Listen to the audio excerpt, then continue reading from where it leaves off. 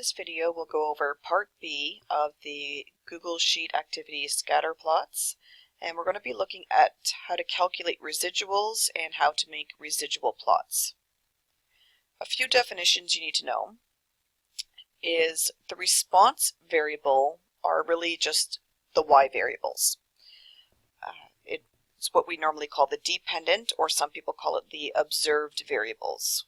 So that's called the response variable.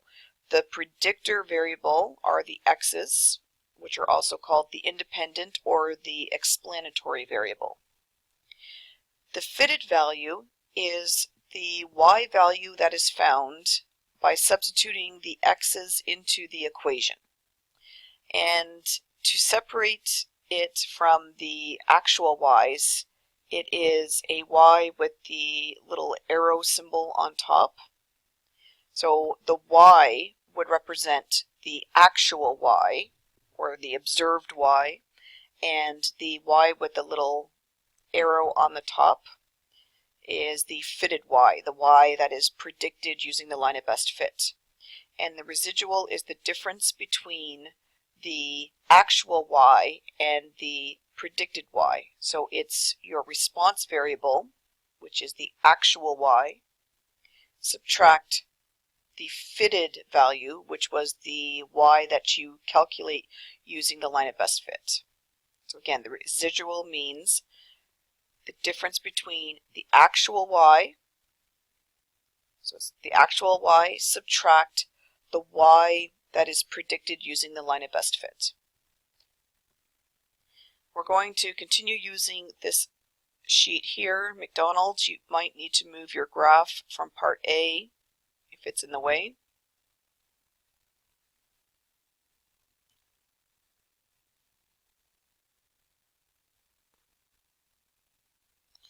You want to be able to see all of column G and H.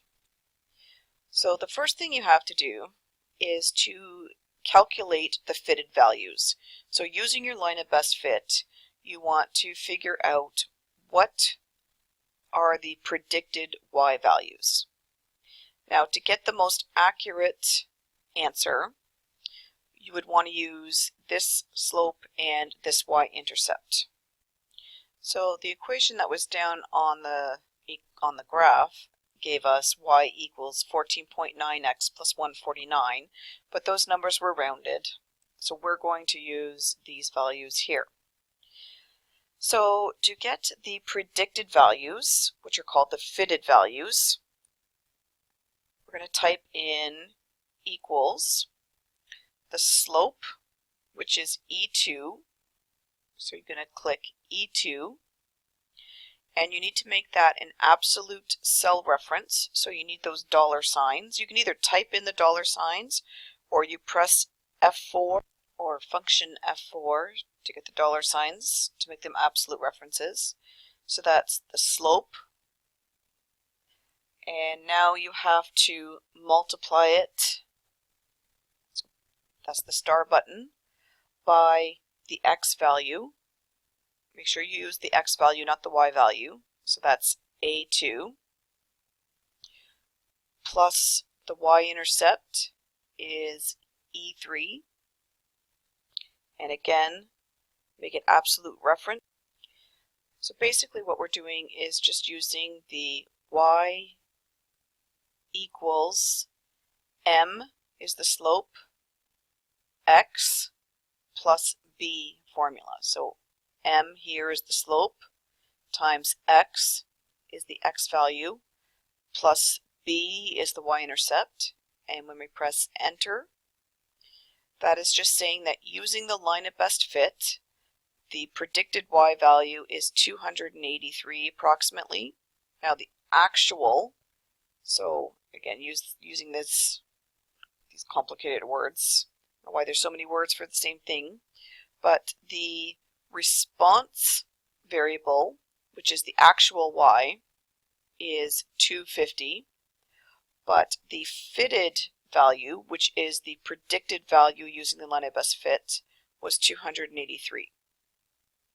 So if for whatever sandwich this is, if the fat was 9 grams, the actual calories were 250, but the line of best fit says that on average something with 9 grams of fat should be 283 calories. Now what we're going to do is fill that down to G3. So click on the cell, go to that square on the right till you get the crosshairs, fill it down to G30, and that's going to calculate all of the predicted or fitted values for each of these X values. And again, you need the absolute referencing so that these stay E2 and E3, but these numbers change a 6, 7, 8, 9, 10, etc.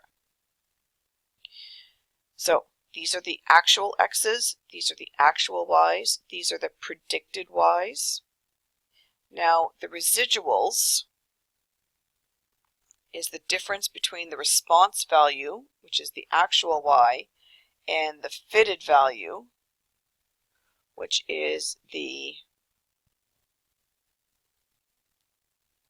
predicted Y's. So these are the actual Y's.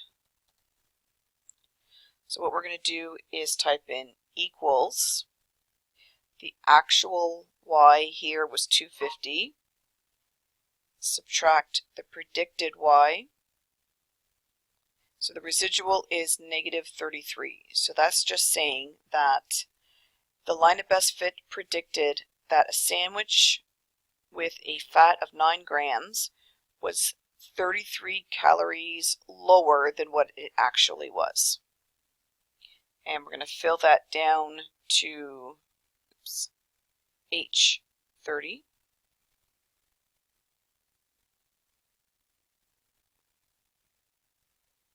And these are the residuals.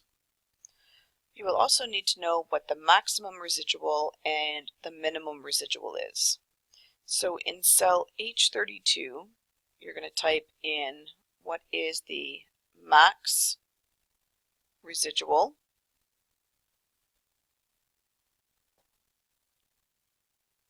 The maximum is 141.8, and your minimum, so your minimum residual is negative 62.65. So the maximum and minimum residuals tell you how far off your fitted value, that is your predicted, and your response value, which is the actual value, might be based on this sample. More of an explanation is in your course pack. So what this is basically saying is the highest residual is 141.8. So if you had a particular value of X, the actual value of Y could be, based on this sample, as much as 141 calories higher than what the predicted value was given the line of best fit. And the minimum means for a given value of X, so if you knew the fat content, the actual calories could be 62 calories lower than what the line of best fit said it was. So this gives you your range of error in the case. So if you knew what your X value was, and if you use the line of best fit to calculate what the predicted Y value would be, your actual Y value could be 141.8 calories higher than what the line of best fit says it is, or it could be 62.6 calories lower than what the line of best fit says it is. Now we're going to make a residual plot. A residual plot is used to determine how appropriate a regression model is for the data. Most residual plots show the relationship between the predictor value, which is the X's, and the residuals. There's not one just correct way of making a residual plot. You could also make a residual plot that shows the relationship between the fitted values, which is the predicted y values, and the residuals. The more common one is the first one. So you would put the x values on the x-axis and the residual values on the y-axis. So to do this, to make a residual plot, what we're going to do is use columns A and columns H. So that's going to put the x values on the x-axis and the residuals on the y-axis. So you're going to highlight the x values in A, and you're going to highlight the residuals in H, and under Insert Chart, it's going to come up with a scatter plot, hopefully, which it doesn't, so if not, you have to change it to a scatter plot. And what this is showing is for a given x, this is how far off all of the y values were based on the line of best fit. So for an x value of 10, so when a fat content was 10, the actual calorie count was about 120 more than what the line of best fit said it was. And here, if looks like that is a fat content of maybe about 12, and the residual looks like about 145, so that's saying that the actual calories were about 145 higher than what the line of best fit was. Remember, the residual is the difference between what the actual y was and what the predicted y was. So if this has a high range, that means there's a lot of error in your line of best fit. So by giving the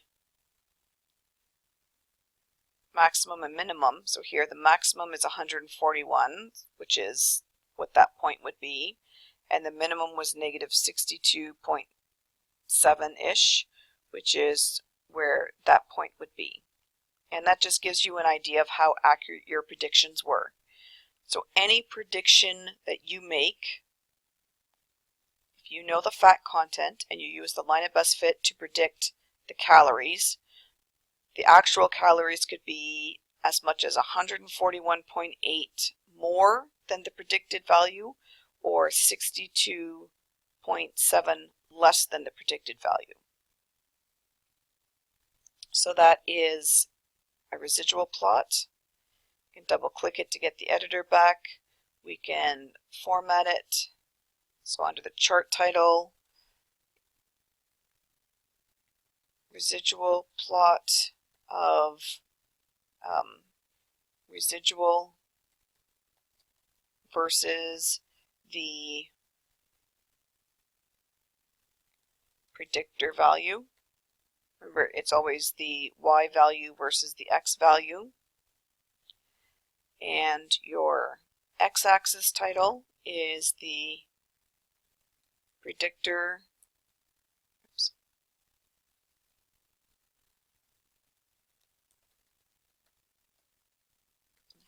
variable, which was fat in grams, and your y scale was your residual. And that is your residual plot. Now, if the points are randomly scattered and it doesn't look like there's any kind of pattern, that indicates that a linear trend line is a good fit. If you start seeing a pattern, so if you started seeing like something that looks like a parabola or something like that, it might indicate that a different type of trend line would be more appropriate. So that is the more traditional type of residual plot that you would make. Another type of residual plot could be that you would put the fitted values on the x-axis and the residuals on the y. So you could redo this using these two columns. So if you highlighted these and inserted a chart, oh, it was smarter this time. It did almost everything for us. The only thing that we would have to change here is on the horizontal axis under fitted values, you would want to type in calories as your units. So it's just showing for the predicted, if given these are the predicted values, how far off would the actual value be. So if it was predicted that your number of calories would be 300, the actual calories could be, for instance, it looks like about 120 more than it would be. So the residuals are still going to be the same, a maximum of 141.8 and a minimum of negative 62.7, but it's just the x-axis here. Are we starting with what the x value is or what the fitted value is? So there's just two different ways of making the graph. The graphs basically look the same. It's just what value is on the x-axis. Now always make note of the highest residual and the lowest residual.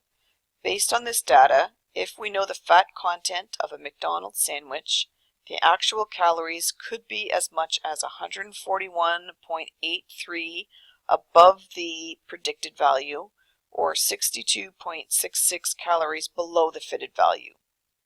So for instance, if your item had 20 grams of fat, the line at best fit would predict that the number of calories was 447.35. So if you put 20 grams into the equation, the line at best fit would say that a 20-gram sandwich should have 447.35 calories. But according to this sample and the error of the data, the residuals say that the actual number of calories could be between 384.67 and 589.18 calories. So that means you're taking the 447.5 and subtracting the lowest residual, and then you're taking that 447.35 and adding the highest residual, and this sort of gives you your residual range.